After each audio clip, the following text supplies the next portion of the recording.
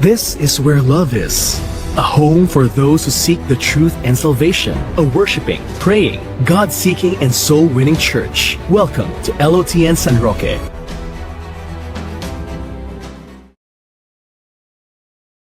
Good morning po sa ating lahat. Good morning. Welcome po sa LOTN San Roque. And today we will be talking about po ang storya from John 4 verse 1 to 26 and 39 to 42. The story encapsulates the story of the Lord Jesus and the Samaritan woman in the well. Okay? So, tayo po muna tayo basahin at bigyan galang ang salita ng Panginoon. Kinuha ko po sa verse 21 hanggang 24. Woman, Jesus replied, "Believe me, a time is coming when you will worship the Father neither on this mountain nor in Jerusalem. You Samaritans worship what you do not know. We worship what we do know, for salvation is from the Jews.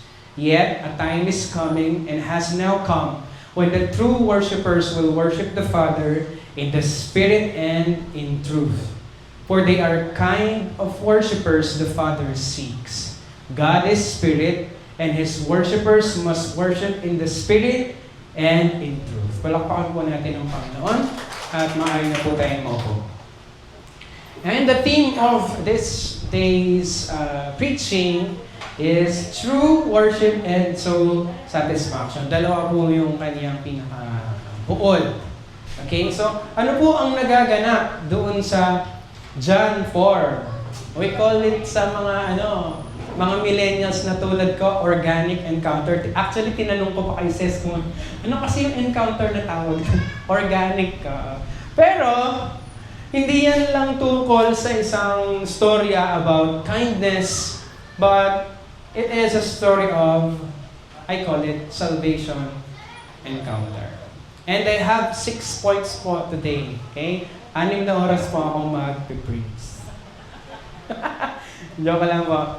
Naalala niyo po ba yung first time na na-encounter niyo ang Lord? Maaring somebody told you na kung sino ang Panginoon. Yung unang araw na sa palagay po ninyo, sa loob-loob ninyo, tunay kayo nakakilala sa tunay na Diyos. Naalala niyo po ba yan? Kailan kaya yung araw na unang natanggap or tinanggap natin siya or talagang dinedicate natin yung buhay natin sa Kanya? Naalala niyo pa po? O wala po tayong naaalala? Dito po natin alam kung tinanggap pa natin siya.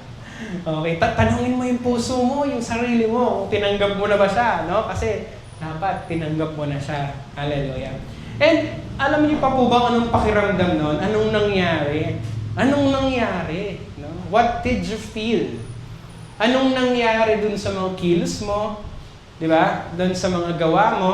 Dun sa mga pag-ugali mo? At dun sa mga mentalidad mo? Di ba? Something changed. At sigurado, drastic yon.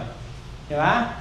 Sigurado po. At alam ko po na sa loob-loob ninyo ngayon, nangungusap ang Lord at alam ko kung ano yung mga bagay noon, no? Katulad ko rin po na pareho ko kayong na-amaze.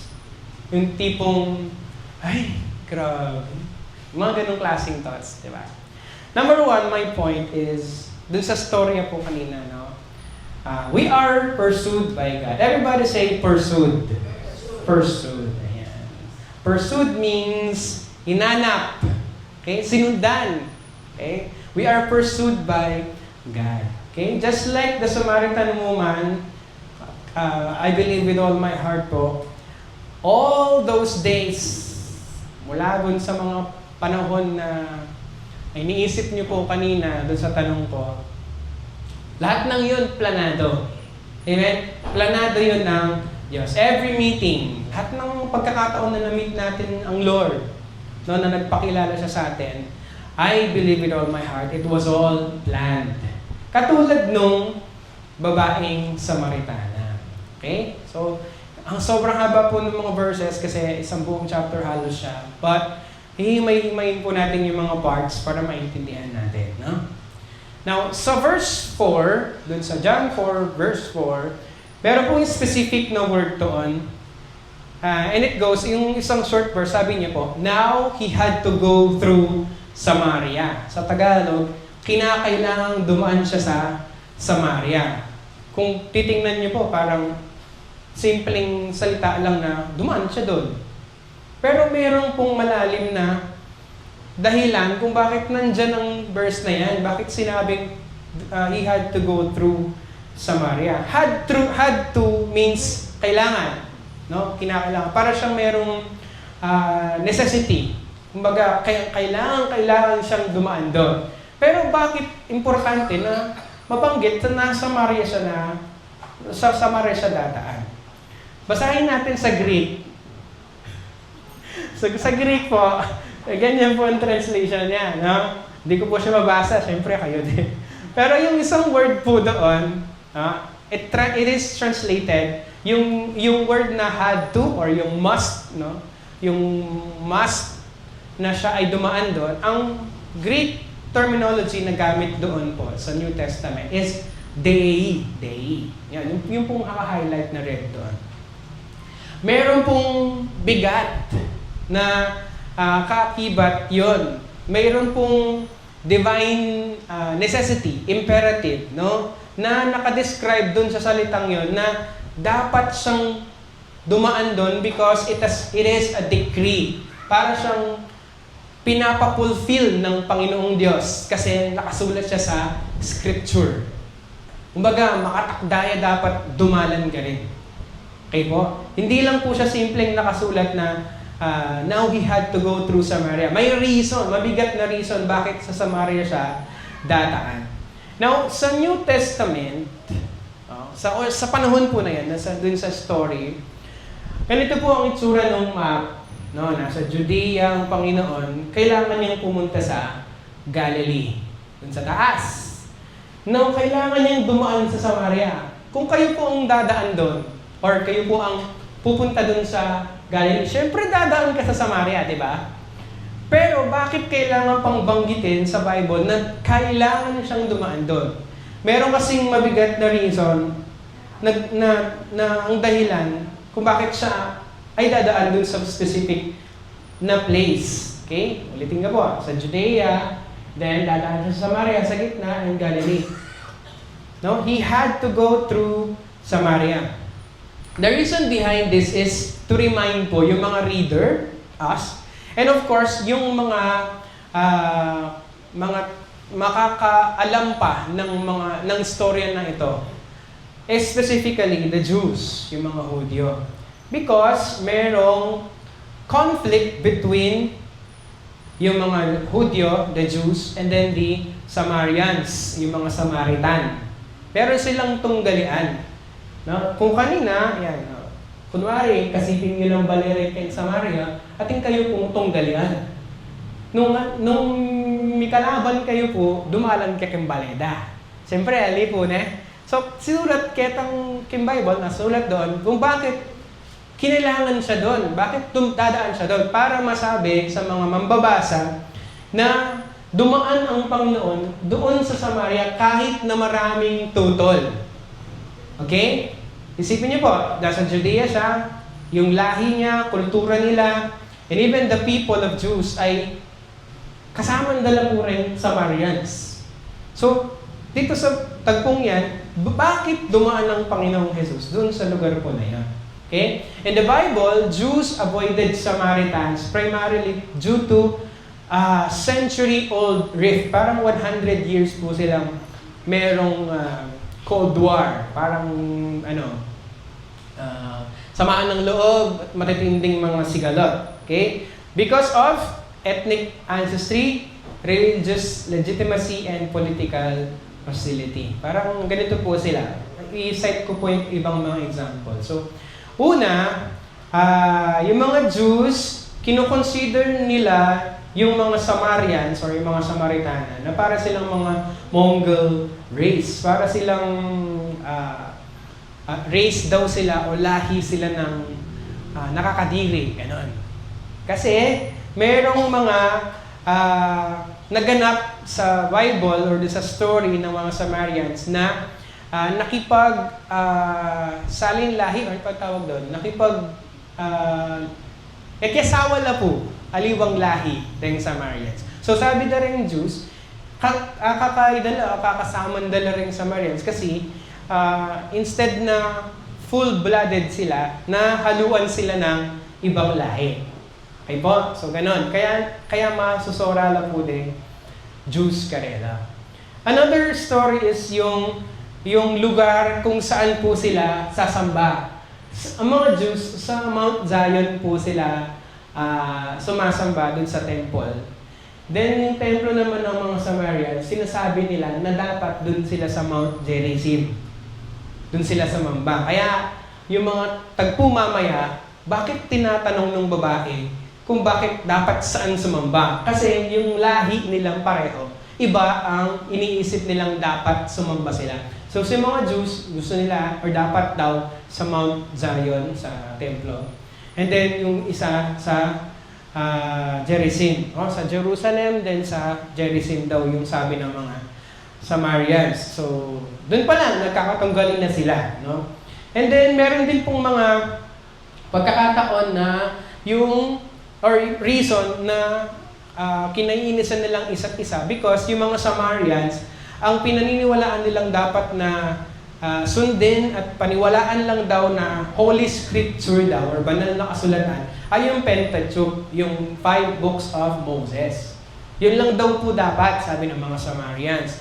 Sabi naman ng mga Jews na hindi daw. Dapat kasama yung mga propeta at iba pang mga tradisyon. Paniwalaan din dapat yan. So, nagkakatanggali din sila sa mga bagay na yon. And meron ding pagkakataon historically na nanira, no? Nagkasiraan sila ng templo physically, ng wasak. Okay? So, isa pa yon, no? And meron din pong mga pagkakataon na ang tingin ng mga Jewish sa mga Samaritans ay hindi malinis. Parang mga Gentile. Yun ang tingin nila sa kanila. Okay po? Parang humawak daw sila sa isang swine flesh or laman ng baboy. Parang gano'n. Parang pinandidirihan nila. Ganong klaseng level. Kaya, ganun na lang ang conflict between the two. And kung napapansin at naalala niyo po, merong storya din sa Bible na parable of the Good Samaritan, di ba?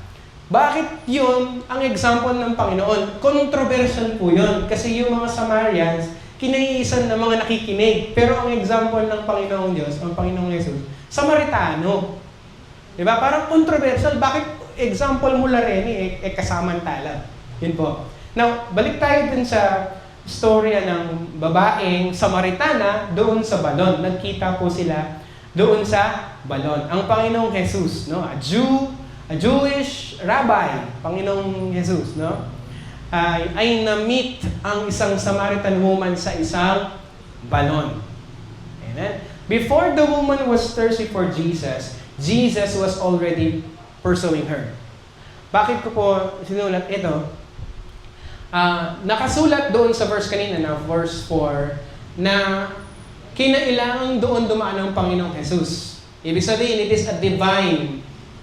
Isa po siyang dapat na gawin ng Panginoong Jesus because may reason, may mabigat na reason at mangyayari at magaganap doon sa pagdaan niya doon sa Samaritans. Even us po sa panahon po natin, naniniwala po ako na ang Panginoong Jesus mismo ay gumagawa ng paraan at divine intervention para ma-meet ang bawat isa sa atin. Amen? Palakpakan naman natin ang Panginoon. Hindi po aksidente na nandito po tayo today. Something came up. Maraming mga pagkakataon, rason. Pero nagbigay daan po yan na makaupo ka dyan. Amen? Because it is a divine intervention. Divine utos po yan. Naniniwala po ako doon. Amen? Katulad po ng nangyari dyan sa tagpong yan. It is not an accident, but isang matinding kilos po ng Diyos. Planado. Amen? Even ang ating mga encounters po sa Kanya. Maaring in-invite lang kayo ng mga kamag-anak, no? Nung nakakilala kayo. Pinilit po kayo. O kaya, ginuyid po kayo. Pinilit kayo na makapunta or makakilala or pumunta sa mga gawain. Pero naniniwala po ko with all my heart, kilos ng Diyos po yan. No? Kahit pinilit ka pa. Hallelujah. Yung iba nga po, sa TV lang naka-encounter. Nakapanood lang ng mga videos sa 700 Club Asia, gano'n. O kaya, tayo mismo sa mga phones, mga nakapanood tayo ng mga videos, then something came up in our hearts. No? Totoo at naniniwala po ako na divine intervention po yan. Do not underestimate the strategies of the Most High. Amen? Grabe.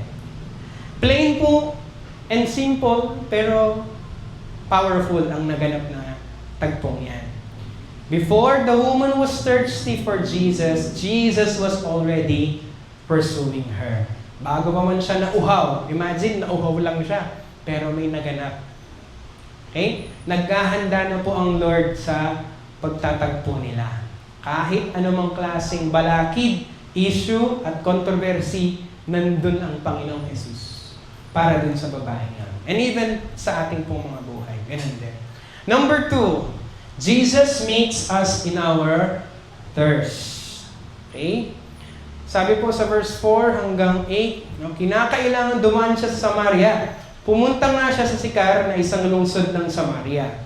Ito ay malapit sa lupain ibinigay ni Jacob sa kanyang anak na si Jose.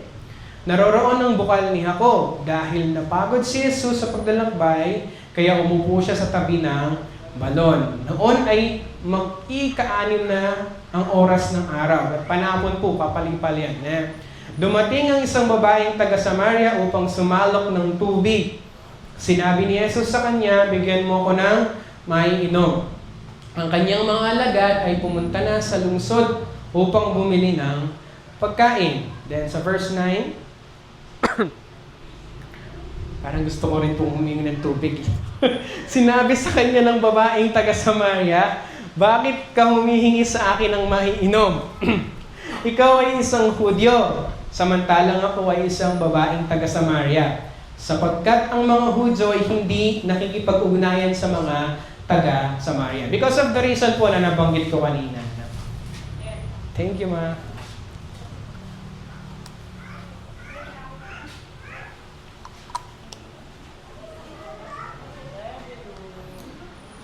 Sabi po dito sa quote na sinulat ko sa screen, Jesus goes out of his way. Tumaliwas siya ng daan. Ang pinakadinadaanan kanina, nung sa sinabi kong mapa, umiikot-ikot po sila sa Perea. Instead na dumiretso sila, dumaan sila sa Samaria, dahil kasama na lang po rin kayong Samarians, dudurot la po. Dumalan la pang Danum. Okay? Pibabatan da po'y kasi kasama na lang rin Samarians. Yung mga Jews. Ngayon, Jesus broke that, anong tawag po doon? Issue. Talagang kanya po dinalan. Okay? Bakit? Para doon sa babaeng yun. And He will create something big na mula sa oras na yon, na maganap yon, hanggang sa kapanahunan po natin, centuries apart, it will echo hanggang sa panahon natin. Lapakan naman natin ang Panginoon dahil sa ginawa niya dito. Hallelujah. Contrary to what we say, nakilala ko ang Panginoon, or nakakilala ko sa Panginoon. Palaging yun yung sinasabi po natin. Nakakilala tayo. Natagpuan ko ang Panginoon. But, let us all think this way. It is not our effort. Hindi po effort natin yun, tama? Hindi naman natin effort or out of our own volition ang araw na makatagpo natin ng Panginoon. It is His will. Okay? It is God's effort and will. Mas maganda po yata na natagpuan ako ng Diyos. Okay? Natagpuan tayo ng Panginoon sa tagal-tagal nating nagtatago. Umiiwas. Okay? Natagpuan, kinatagpo, at sinadya tayo ng Panginoon. Amen? Thank you, Lord. Salamat sa Panginoon. Sinasabi rin po na si Jesus ay pagod, kaya siya ay umupo. Friends, brothers and sisters, hinanap ka ng Panginoon. Okay? Nag-effort siya. Siya yung gumawa ng paraan para maabot ka. And ginamit lang po niya ang mga taong nasa paligid po natin. Mga paanak natin, mga asawa, mga pinsan, mga kamag-anak, or even some strangers para ikaw ay hanapin at ibalik sa Kanya. Tingnan po natin ang picture na to. Ngayon nakakilala po na tayo. No? Nalagtagpo na natin rin Panginoon. Meron po bang mga pagkakataon na ganyan tayo? Sino po nakaka-relate? Yung mga madaling araw na nagigising o kaya naman yung nasa banyo tapos nagbabasa ng Bible. Or meron kasing mga kapatiran natin na ang kanilang mga time para makausap ang Lord minsan sa banyo. O kaya naman, yung iba, kahit sa workplace. Okay? Kahit saan. Kahit sa oras na maraming tao. Okay? Siyempre, meron sa atin, marami sa atin, naniniwala ako na naghahanap sila ng oras para makatagpo ang Panginoon. Amen? Diba may devotion time po tayo? Amen? Ang hina po, Pastor. Amen? May devotion time tayo, di ba? May devotion time tayo, lahat. And I know, praying na lahat po tayo, even in our workplace, sa kabisihan man yan, mga business po natin, at saan man po tayo mapadpad, kahit sa banyo pa yan, kinakausap natin ang Panginoon. Hindi po ganito.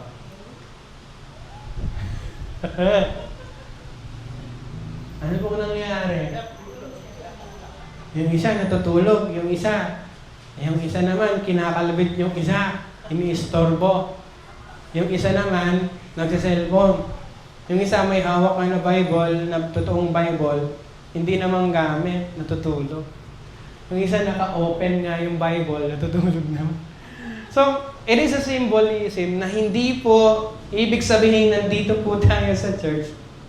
We are fully open and dinededicate natin ang mga buhay, mga tenga, puso natin. Hindi po yun ganun.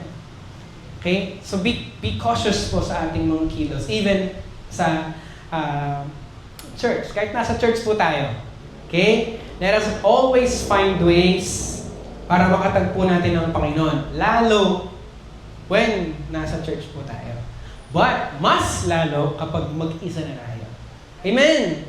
Okay? It is symbolizing yung mga panahon na ganito, current times, na ang Lord nga nag-i-effort, ikaw, ang gagawa mo. Okay? Lagi ba tayong tumataliwas? Okay? Hindi katulad ng Lord na He will cross boundaries. Yun pa pala yung sinasabi ko. Boundaries. Para lang makatagpo tayo. Okay? Okay. So, ulitin ko po yung nangyari doon sa scene na yon. Jesus crossed the line. Alam niya na yung mga Jews, kasama nila rin Samaritans, pero yan ang nangyari. Yan ang ginawa niya because of a divine intervention and reason at divine necessity na maganap po ang tagpong yan. Ang nangyari ay binali niya yung barrier of race, lahi, no? About race, about gender, siyempre babae ang kinakausap niya, isang Samaritano pa, and of course, isa siyang Jews, isa siyang rabbi, isa siyang teacher, pero nakikipag-engage siya sa isang babae na iskandaloso ang nakaraan. Diba 5 yung asawa ng babae? Naging asawa pala. Tapos yung asawa niya na ngayon, yun po, may asawa na naman siya. Ayan. Okay po, so ang mensahe po dyan na nandyan siya, Jesus crossed those lines. Okay? Hindi niya sinecheck yung resume ng bawat isa sa atin. Basta, pinatatagpo niya tayo. No race, no gender, no past, no barriers. Walang pinipili po ang Diyos kung sino ka man, basta hinahangad po natin siya. Okay? Katatagpuin niya po tayo. At alam na alam po ng Panginoon yung mga taong tunay at totoong nangangailangan at naghahanap sa Kanya. Deep down of that person's heart, yung Samaritana, no, alam niya na mayroong something na mabigat sa buhay niya na magiging dahilan kung bakit sa maging panahon po natin, it will echo, no? Yung kaganapan na yan. Okay? So yung bigat na nararamdaman at nararanasan ng babaeng Samaritana, alam ng Lord at ginamit niya yon para maabot din po tayo dahil sa mensahe na yan. Palakpakan naman natin ang Panginoon.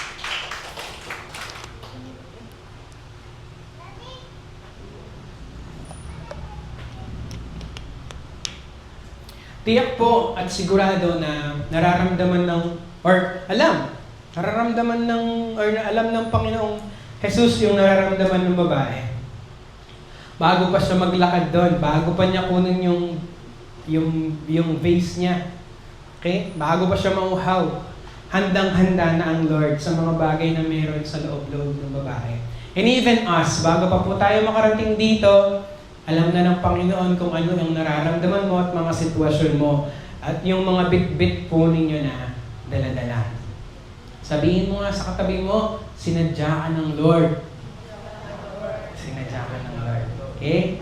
Specific kanyang pinaghandaan, hinanap at pinapunta at pinuntahan, syempre. Hindi aksidente po na nandito po tayo. Number 3, earthly wells never fully satisfy. Okay? Sa John 4:13 to 14. Pero sinama ko na po yung verse 10 at mga sumusunod. Sumgot si Jesus at sinabi sa kanya, kung alam mo ang kaloob ng Diyos at kung sino siya na nagsasabi sa iyo, bigyan mo ako ng maiinom ay hindi ihingi ka sa kanya. At ibibigay niya sa iyo ang tubig na buhay. Sinabi ng babae sa kanya, Ginoo, wala kang panalok at malalimang balon. Saan magmumula ang iyong tubig na buhay? Mas dakila ka ba sa aming amang si Jacob? Siya ang nagbigay sa amin ng balon. Siya ay uminom dito, gayon din ang kanyang mga anak at ang kanyang mga hayop. Sumagot si Jesus at sinabi sa kanya, ang bawat isang uminom ng tubig na ito ay muling mauuhaw. Ang sino mang uminom ng tubig na ibibigay ko ay hindi na mauuhaw magpakailanman. Ang tubig na aking ibibigay sa kanya ay magiging balon ng tubig na mapapasa kanya. Ito ay bubukal sa buhay na walang hanggan. So notable po na terms doon ay, whoever drinks the water I will give them, will never thirst. So sa tagpong yan, dalawang klase po ng tubig ang binabanggit. So, una, yung balon na meron sa harapan nila, no? The Jacob's well, no? And then yung living water na binibigay din offer ng Panginoong Jesus. Jacob's well represents earthly resources, lahat ng mga bagay na meron po tayo, no? Kasama ang success, pleasure, relationship, at marami pa pong iba. Lahat po ng yon, they all require deep effort. Pag-i-effortan mo, pagkakaabalahan mo, para lang masatisfy ka, but they will always result in temporary satisfaction. Mauuhaw ka ulit. Okay? And then, the living water naman, na sinasabi ng Panginoon, represents salvation and the Holy Spirit. It becomes an internal spring daw, bubukal sa buhay mo, bubbling up to eternal life. So let us focus muna doon sa Jacob's well, or doon sa earthly wells na sinasabi natin. Meron po tayong lahat na ganyan, katulad ng success, either our careers, mga accolades, mga pangarap sa buhay. Di ba? Pinag-i-effortan natin yan. Gusto natin mag-success tayo dyan, mag-succeed tayo dyan. At masasatisfy tayo, magiging masaya kasi tayo. Okay? And also, mga pleasure, no? Entertainment, burita mo, kasuelo, bisyo, comfort, sugal, inom, yan. Nasasatisfy tayo temporarily dyan. Tapos, ala na naman. Diba? Let us be all honest. Magpaka-honest po tayo doon. Yung moment na nagsusugal ka, nagiinom ka, masaya ka. Pero after that, wala na. Hanapin mo na naman. Ganon din po sa career, sa relasyon, ganon din sa romance, pag-ibig. No? Validation among people. Yan, gusto natin yan. Pag na alam natin na gusto tayo, tapos wala na. And even religion alone, yung mga pagpunta natin sa mga simbahan, tapos wala na naman. Yung tipong religious tayo. Okay? Religious and rituals lang ang hinahanap. Yung wala tayong relasyon sa Diyos. No? Noon, ganun po tayo, di ba? Yung pumupunta lang tayo just to satisfy yung thought na, ay, sinimba ko. Pero kung ganun lang, satisfaction lang temporarily ang magaganap. Lahat, it will all be in vain. Nauubos siya. Mag-e-effort ka ng mag-e-effort, tapos mauubos. Then, comes yung living water na sinasabi ng Panginoong Jesus. It talks about salvation, eternal life, inner renewal, pagbabagong buhay internally, pagpapatawad, no? New life in the Holy Spirit, and a restored relationship with God. Yan ang ino-offer ng Panginoong Jesus sa atin. Let me ask you po a question. What well am I running back to? Sige nga po, basahin po natin ulit. What well am I running back to? Ulitin niyo po, mas malakas kasi inaantok na po kayo. Okay. Paulit-ulit ba tayo pabalik-balik sa paghahanap ng success? Tama ba? Yes, paulit-ulit tayo dyan. Nagra-running back po tayo dyan. Trabaho man po yan, or negosyo, relasyon, barkada, atensyon, social media, paghahanap ng partner palagi, sa mga singles po dyan, ng mga nakaraang buhay-buhay po natin. Di ba? Ganyan na pong mga nangyari sa atin. And I am guilty of that. Pleasure. Ay, ang dami pong pleasure na binahanap-hanap po natin, binabalik-balikan po natin. Sana wag naman hanggang ngayon, no? Sugal, porn, laman, droga, sigarilyo, laro, cellphone, at ito pa, mga overeating, oversleeping.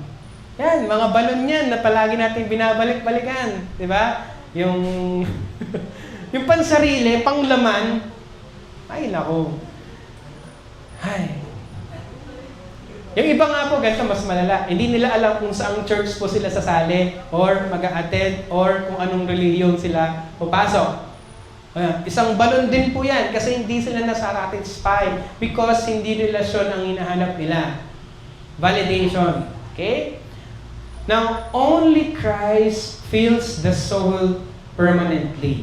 Ulitin niyo nga po. Only Christ fills the soul permanently. Ang Panginoong Jesus lamang po ang makakasatisfy permanently ng lahat ng mga gusto natin sa buhay. Amen? Only Jesus can satisfy the deepest thirst of the soul. Yung pinakakalalim-laliman na pangangailangan at kahit napakalalim pa nun, ang Panginoong Jesus lang ang makasasapat. Okay? Let me give you a testimony. Okay pa po ba kayo? Let me give you a testimony po na siguro makarelate din po kayo. Dati po kasi, kami po ay nagpapataya sa wete. Okay? So, ganoon po ako. Okay? And even sa buong pamilya namin. No? Yan, marami po sa amin ang marunong sa sugal. Nagiinom din po ako noon. Yan, lasing ko pa more. And matakaw po ako hanggang ngayon sa pagkain. And even sa tulog. Attention seeking. Siyempre po, dahil nagtatrabaho po ako sa bar noon, sa stage. Okay? I've had also relationships na hindi po nakalugod sa Lord. Okay? I've also committed fornication, almost committed adultery, and pornography. I almost committed suicide because of heartbreak. Regarding naman sa success, nasasaktan ako kapag nakikita ko sila na-promote na ako, hindi. Hallelujah. Sign po yun na may mga effect pa rin sa akin yung mga bagay na nasa laman and struggling and fighting for all of this. Okay? Alam ko, gayon din po kayo. Marami po akong mga nasabi kanina, nabanggit, na alam ko, you are all thinking na, am I running back doon sa mga balon na yon? Ulitin ko po, yung balon, malalim yon. Lahat tayo, ganun, pinupuno po natin ng makamundong bagay, yung napakalalim na balon na hindi mapuno-puno. Hindi mo naman mapupuno ang balon, di ba? Pero sabi ng Lord, ikaw mismo yung magiging balon, aapaw yun. Okay, because of Him. Nasa atin na po ba ang Panginoon? Ay, dalawa lang po yung sumagot, Pastor. Nasa atin na po ba ang Panginoon? Amen. Okay, what well am I running back to? Hallelujah. Saan tayo sumasalok? Sasalok tamo po ba kayong laman? Sasalok tamo po ba kayong endless na nakikita natin sa mundo? Or sumasalok tayo ng tubig na nakakasapat sa ating uhaw sa Panginoon? Hallelujah. Number 4. Ayan. Number 4 pa lang po ako, ha?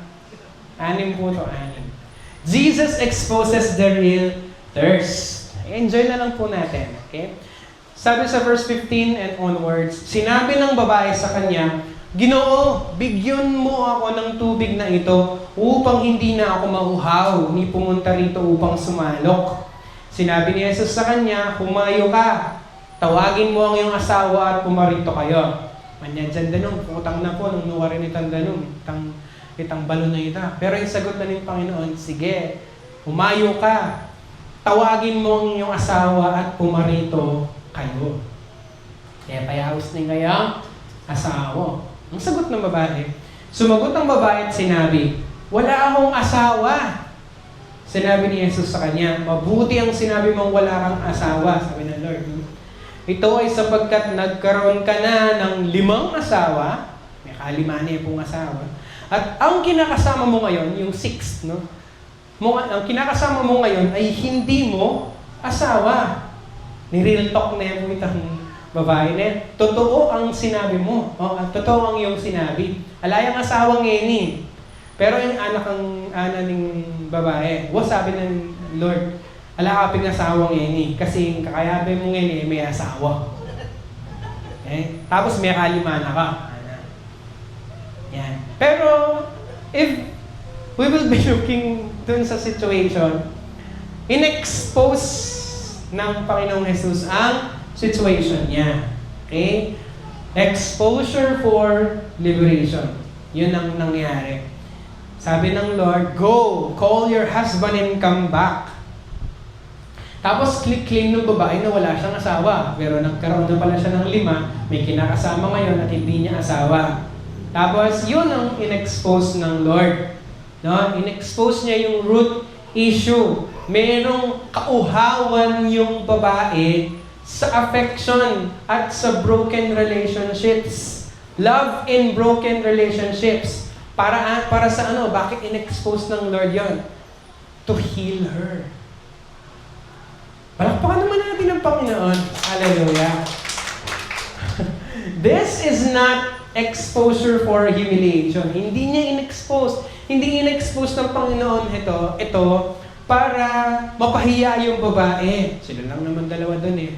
In-expose niya yon para ma-liberate siya. Ano po yung liberate? Makalaya. Para makalaya yung babae doon sa bagay na yon. Now, tayo po sa panahon po natin, meron tayong mga bagay-bagay na ayaw nating ma-expose.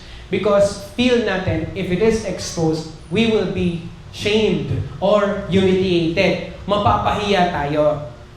Pero, nasa in natin na ma-expose ang mga bagay-bagay na ito para makalaya po tayo. Bigyan ko na examples mamaya.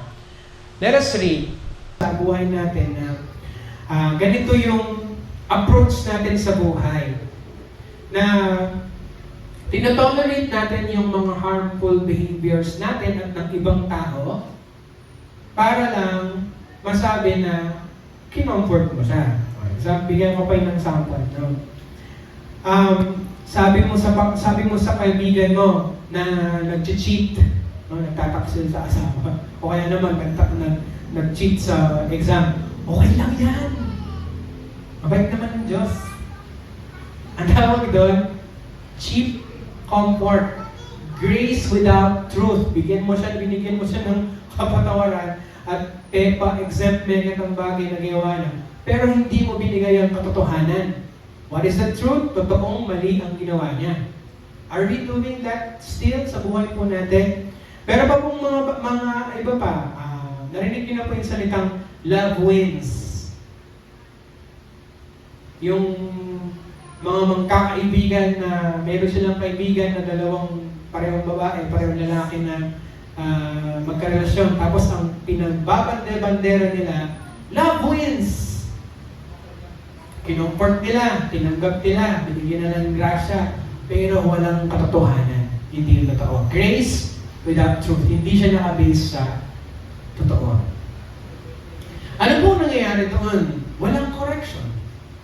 Ay, kaluguran na kaming Lord. Kaluguran na ka, so okay mo yan. Patawaran na kaming Lord. Ganun, mga bagay-bagay na po na ganun. The person feels comforted, pero siya ay patuloy na naka-trap. They stay trapped. Sin remains untreated. Hindi po nagagamot. It makes people feel okay to stay being broken. Ano pa po? Ang isang child, bastos. Isang bata, bastos, tamad, walang respeto. Tapos ang sabi ng magulang, ayahan mo na, bata pa naman. Di ba? Pero mga bagay na gano'n. Naka-expose na, alam mo na kung anong mali, pero tolerate mo. Binibigyan mo siya ng patience, pero walang discipline. Kaya ang bata, lalaking walang boundary. Okay? At magiging malala sa susunod pang mga panahon. Tandaan po natin, ang pagmamahal po ng Diyos, hindi siya nagtatanggal ng accountability. God's love does not remove accountability. Mahal tayo ng Diyos, ng Panginoon, pero hindi ibig sabihin po na yung mga mali po natin, He will just accept it. No? Parang may tumunod po. No, ba? Okay. The church message only say, yung iba, sa mga ibang simbahan, sabi nila, God loves you. You're enough. Be happy.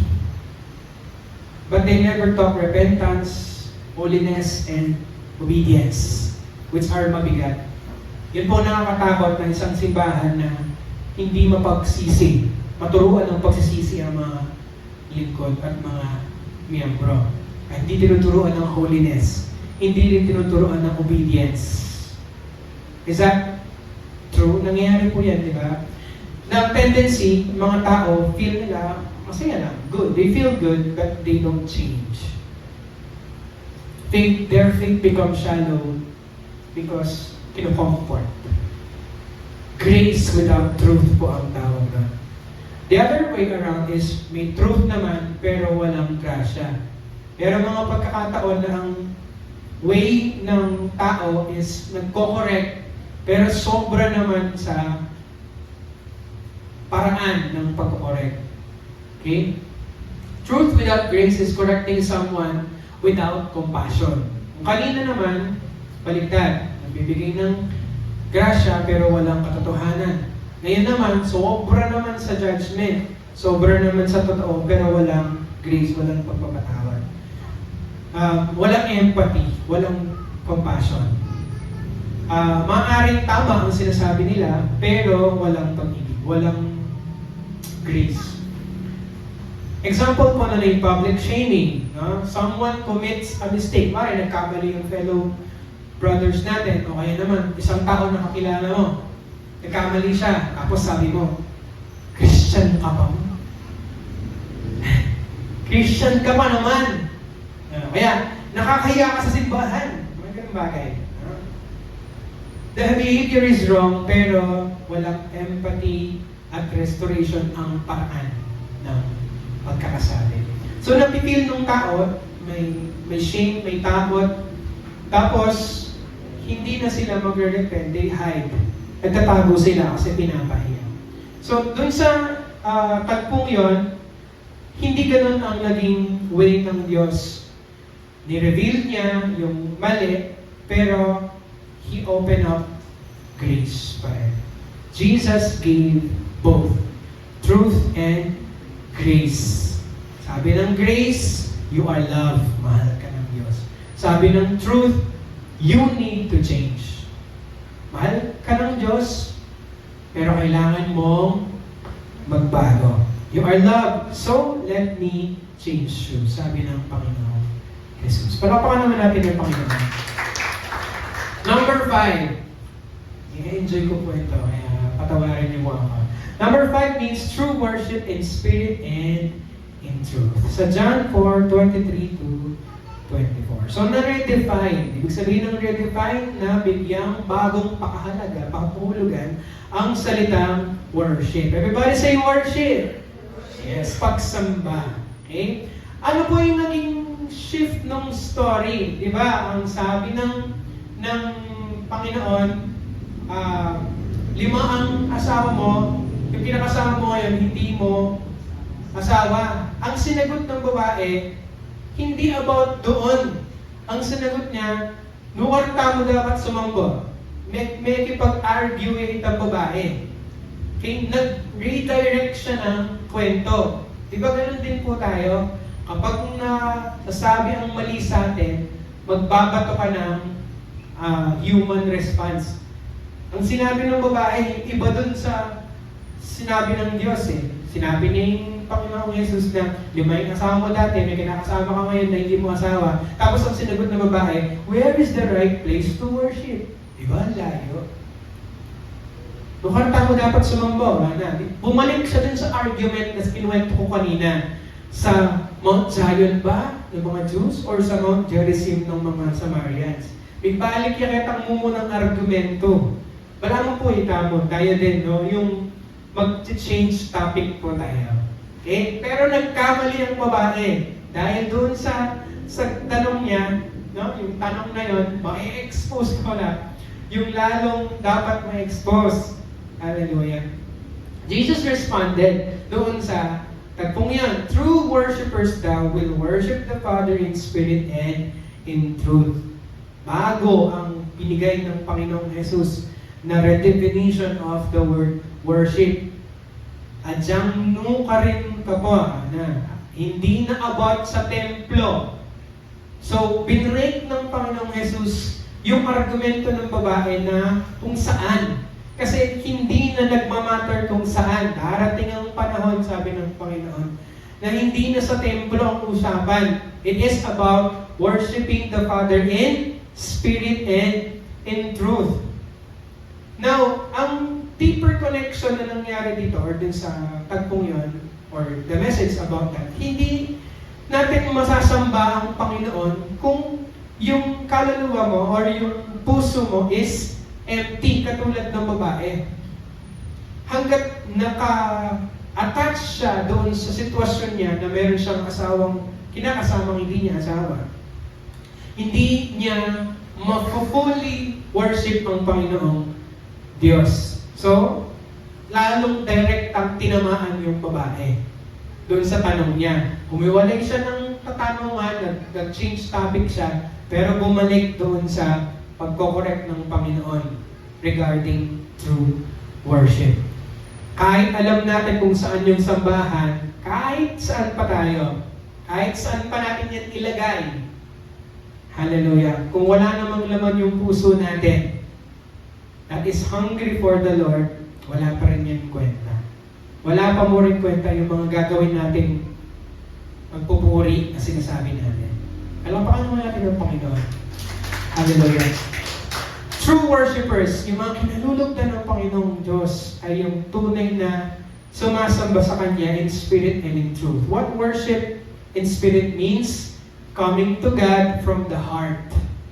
Not just from habit. Hindi lang po sa mga gawa mo. But it is from your heart. Nagmumula sa kaibuturan. Inner worship, hindi sa outward actions. Hindi sa lakas ng iyong mga boses, hindi sa pagtataas mo ng kamay, hindi sa pag-attend mo ng church. Yeah, they are ways, pero hindi sila yung source. They are just actions. Worship in spirit means, ito yung mga example na ito. We honestly pray. Okay?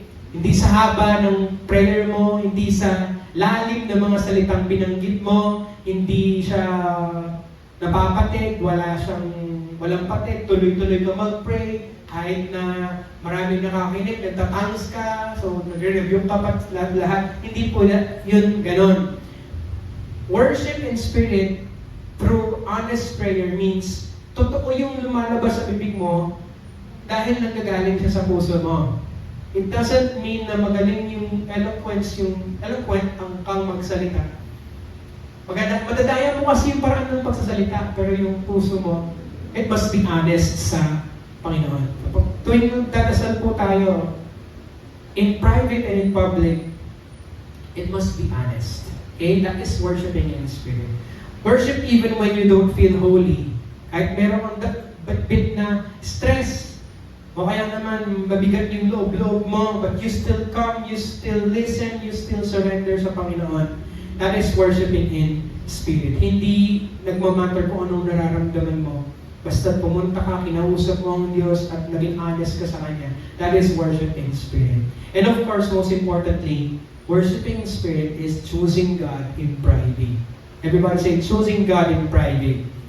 Choosing God in private. Wala naman, meron mga pagkakataon na walang nakakakita sa atin.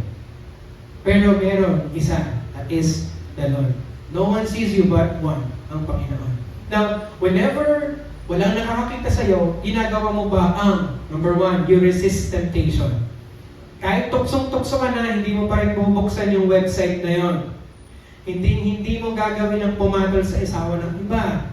Kahit hirap na hirap ka na, hindi mo pa rin kakainin o iinumin yung mga nakakasira sa katawan mo. Okay? Hindi mo gagawin na tataya ka sa sugan, sa wente. Di ba pa? Hindi ka magmumura hindi dahil nasa church ka. Hindi ka magmumura kasi hindi yan gusto ng Diyos.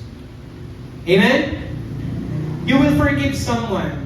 Kahit sobrang hirap-hirap ka na napatawarin yung tao na yon, na nagnakaw sa'yo, sinalbahin ka sa pera, sa pisikal, nagsinungaling sa'yo, trumaitor sa'yo, or nanakit sa'yo. Dahil alam mo, nasa sarili mo, daming-dami din yung mali sa'yo at pinatawad din ng Panginoon. You will choose to forgive, worshiping Him in private. Dahil alam mo para sa Panginoon yan. Okay? You will stop gossip. Hindi ka na magmamarites. Titigilan mo. You will choose integrity. Hallelujah.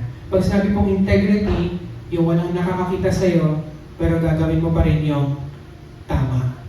Worship continues after the music stops. Hindi po yun lang dito. Hindi porke nagkakakanta tayo dito every Sunday, worship na yun. It doesn't complete it.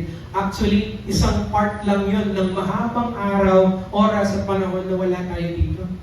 Or na kailangan sambahin ng Diyos. Ang tunay na pagsamba po ay yung pag-uwi mo sa bahay, ano ka? Anong ginagawa mo? Anong relasyon mo sa Diyos? Pag-uwi mo, hindi po pag nasa church po tayo. Ang tunay na pagsamba, hindi lang po yung nandito tayo. Hindi pag nag-uwi ka na at wala na nakakakita sa iyo. That is the test of true worship. Okay? Worship in truth. Ang lahat ng pagsamba natin sa Panginoon must be grounded sa salita ng Diyos, sa karakter ng Panginoong Jesus, at kung ano ang turo ng Biblia.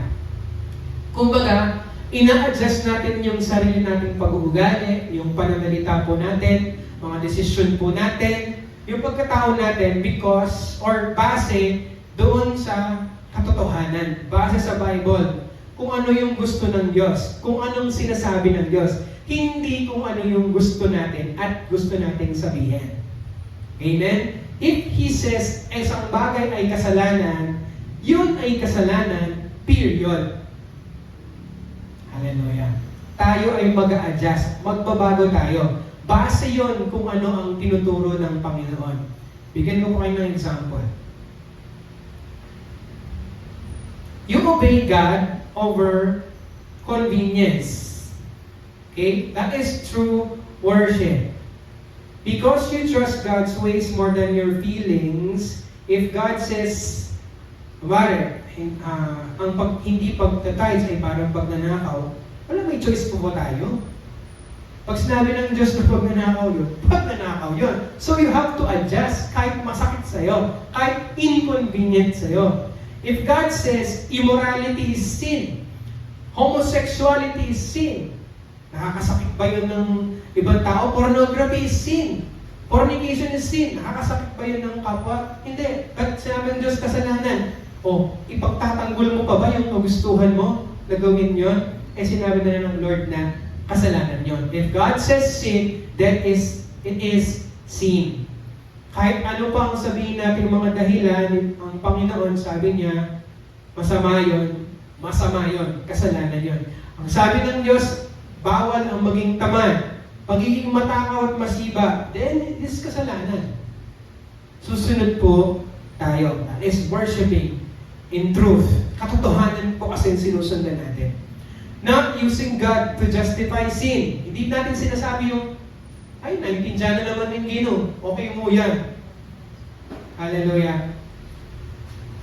Merong mga ganong mga excuses po tayo eh. Yung malagad mo. Ditak mo naman eh. Misan mo. Ditak mo naman. Kaya ko pa. Ditak mo naman ang inom ko. Sadly kami naman. And ako may kaya inom eh. Gets ko po, kasi ako rin po, nasabi ko na rin yung dati sa buhay ko, no? Minsan sabi mo, naintindihan na ng Lord to? But, brothers and sisters, tinawag po tayo para magbago. Okay? That is true worship. Yung, hindi mo dinajustify. Tumutupad ka dun sa katotohanan. Okay? Hindi kinakancel ng Panginoong Diyos ang katotohanan para lang sa gustuhan mo. Okay? Hallelujah. Letting the Bible correct you. Yan mga nasabi ko po kanina, no? Lahat ng mga salitang sinasabi ng Panginoong Diyos, yun na yun, wala na pong iba. Okay? Bakit ang Panginoong Jesus kinonect niya yung Spirit and truth? Because kapag Spirit lang at walang truth, magiging emotional lang po tayo. Sincere but can be misleading. Kapag naman truth without Spirit, correct, religious, pero malamig, cold treatment, judgmental. Parang, close kaming Lord. Okay mo, gawan ko yung kasalanan na hindi, tak mo naman eh. Patawad na ako man. Kaya malatik mong bagay ni. And, manyan na ako mong sorry po ito. That is not worship in truth and spirit. Hallelujah. Ginagawa po natin ang mga bagay-bagay dahil sinabi yun ng Diyos. Hindi po sinabi ni pastor, hindi sinabi ng mga leaders. Ganon. Di yun worship in truth kapag ganon. Hallelujah. So, we could apply worship in spirit and in truth in our everyday scenarios. Kahit sa church man yan, we sing with understanding. Yung pagkanta po natin, hindi lang po kinakanta mo lang yan sa bibig mo. Iniintindi mo yan. Not just the melody. Iniintindi mo yung mga salita doon sa kanta. We listen to the word. Yung pong preaching, hindi lang natin siya pinakikinggan para sa sake na mapakinggan. Pinapakinggan natin siya because gusto natin maging handa rin tayong magbago. Amen? And lastly, we serve not for recognition, but for God. Hindi po participation ang, hindi po performance lang ang worship. It is participation. You immerse in it. Okay?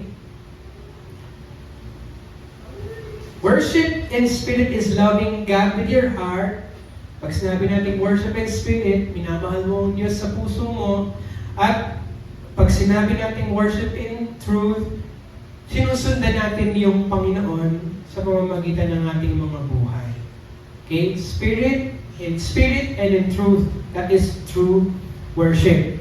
Pag in spirit, it is from the heart, internal, sincere, hindi po siya habit lang, but it is a surrendered soul. Pag in truth, grounded in who God really is, sumusunod tayo sa katotohanan, sa salita niya, at nagpapabago po tayo. Hindi po siya sa physical location. It is an internal disposition. Kahit saan man, after ng church, sa trabaho, sa negosyo, sa tuwing dadanas tayo ng mga problema, especially sa mga panahong tayo na lang ang mag-isa, doon ang tunay na pagsamba. Lastly, a satisfied soul becomes a witness. Doon sa last part po ng kwento, iniwan ng babae yung jar. Di ba nauuhaw siya? Tasalok siya ng tubig, pero iniwan po niya yon. Tanong mo po sa sarili mo, ganun po ba tayo? Na when the day na nakatagpo tayo or natagpuan tayo ng Panginoon, hindi na natin binalikan yung mga bagay na hinahanap po natin. Hallelujah. And then, ano pong nangyari after nung iniwan niya yun? Bumalik siya. Then, nagsabi siya sa mga kapitbahay na mayroong isang lalaki, isang propeta, punta kayo doon. Sinabi niya lahat ng mga maling ginawa ko. Nagbago yung buhay niya. What lesson do we have that in here? Basahin po natin sabay-sabay. Our personal transformation is our public invitation. Yung pagbabagong magaganap sa buhay mo will be the example of people. Ang mahirap po kasi sa atin, natatakot tayo sa pagsasalita sa iba. Pero yung transformation ng buhay mo, pagbabago mo, yun na yung magiging public invitation mo sa tao. Nagkaroon yun ng effect sa mga kapitbahay at mga kasama ng babaeng Samaritana. The outcome is, hanggang sa panahon po natin, nagre-ripple effect pa rin po yung nangyari sa babae. Ganun din sana po nawa sa atin na yung pagbabagong binigay transformation sa atin ng Panginoon, maging example siya sa mga tao na nakapalibot sa atin. Kahit hindi ka magsalita, yung salita mo towards your people at pag-ugali mo, maging isa siyang great example at nagiging public invitation siya sa ibang tao. Okay? Ang tunay na nakatagpo kay Kristo ay nagiging bagong tao. Worship team, tinutotoo niya ang pagbabago. Ulitin po natin, ang tunay na nakatagpo kay Kristo, nagiging bagong tao. Tinutotoo niya ang pagbabago. Hallelujah. Palakpakan naman natin Panginoon. Kayo po ito mayo. Minsan po, I am asking myself, naniniwala kaya sila sa akin na nagbago po talaga ako? At tulad ng babaeng Samaritana, if I am truly filled and nararanasan ko sa buhay kong Panginoon, something affects my family. Nawa, lahat ng makakasama ko, lahat ng kasama ko sa bahay, nakikita nila yon. Dahil isa yun sa test kung totoong tinanggap ko siya. Sa ating pong buhay bilang mga Kristiyano, if we truly have been immersed doon sa presensya ng Diyos, hindi mo yan pag-i-effortan, makikita ng tao. Through the way you speak, sa paraan mo ng pagsasalita, yung mga actions mo, pagtitiis mo, pagtatrabaho natin, nakikita nila as an example na itong tao na to, totoong nagbago, totoong nagpupuri sa Panginoon, at totoong nasa loob-loob niya ang Panginoong Diyos. I don't know why pumunta dito yung usapan, but the Lord is telling us, hindi lang sa paghahanap mo sa akin, dapat nakikita din ng tao yan. Totohanin mo yung paghahanap mo sa akin, yung pagsamba mo sa akin, totohanin mo para makita yun ng iba. Katulad ng babaeng Samaritana na hindi naman siya magaling magsalita, pero maraming nagbago dahil nakita nila yung transformation sa buhay niya. Dahil totoong nakakilala siya sa Diyos. Hallelujah. Let us worship the Lord.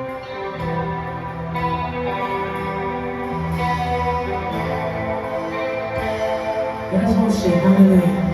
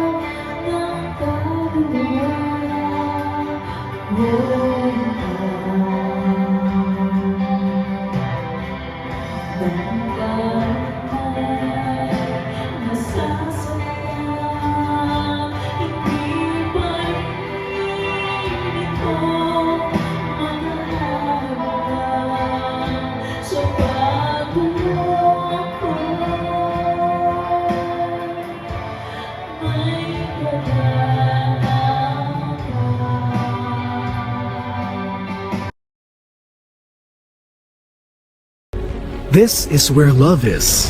A home for those who seek the truth and salvation. A worshiping, praying, God-seeking, and soul-winning church. Welcome to LOTN San Roque.